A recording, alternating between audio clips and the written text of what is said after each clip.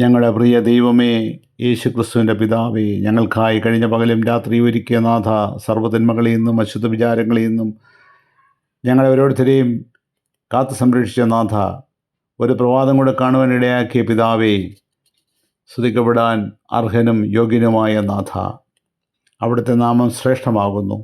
അത് വിശുദ്ധിയുള്ളത്. കർത്താവെ, ഞങ്ങളുടെ അശുദ്ധിയിൽ ദുഃഖിതരായ അടിയങ്ങളെ ശുദ്ധജലം തളിച്ചു. സകല മ്ലേച്ഛതകളിൽ നിന്നും ഞങ്ങളെ ശുദ്ധീകരിക്കണമേ. ഒരു പുതിയ ഹൃദയവും ആത്മാവും ഞങ്ങളിൽ ദാനമായി തരണമേ. കല്ലുപോലെ കഠിനമായ ഹൃദയത്തെ മാറ്റി മാംസളമായ ഹൃദയം ഞങ്ങളുടെ മേൽ ചൊരിയണമേ.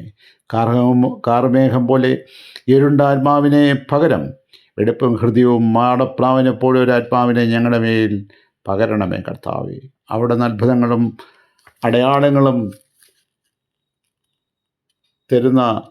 സമ്മാനിക്കുന്ന നാഥനാകുന്നു.